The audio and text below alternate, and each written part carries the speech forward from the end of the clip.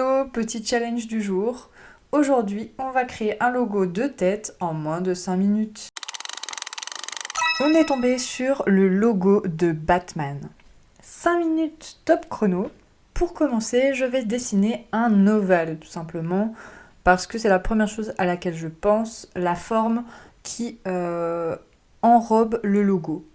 Donc souvent des formes géométriques comme par exemple un carré, un rond, un ovale. Donc ovale jaune avec du noir forcément. Et enfin je vais faire la chauve-souris avec une grosse tête et deux ailes. Enfin on va essayer. Et on lui fait un petit visage rigolo avec même des petites dents et des petites narines. Pour ce qui est de la typographie, pour moi c'est une typographie de type bâton. Je dirais même sans sérif tout simplement parce que c'est la première chose à laquelle je penserais si je devais choisir la typo qui va pour Batman. Bon, maintenant l'idée ça va être de tout reproduire sur l'ordinateur, mais j'ai que 5 minutes donc on va essayer de se dépêcher. Et puis je vous garantis pas le résultat.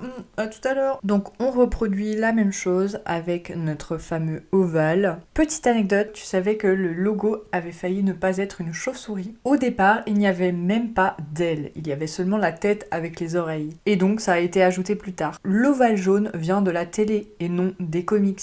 C'est en 1966, avec la série télévisée, qu'Adam West va arborer cet ovale jaune autour de la chauve-souris. Pour la première fois, ça va devenir un nouveau symbole culte. Avant ça, c'était juste une silhouette noire sur un costume. J'essaye de faire les ailes, mais c'est pas trop ça. Hein. En tout cas, l'idée, elle est là. Je me demande si c'est vraiment un ovale au contour jaune sur fond noir, ou alors inversement, et si la chauve-souris, elle est noire, ou alors elle est jaune.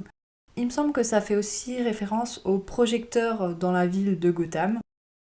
Bon bah là, je fais des petits tests pour voir si je lui fais une bouche ou pas.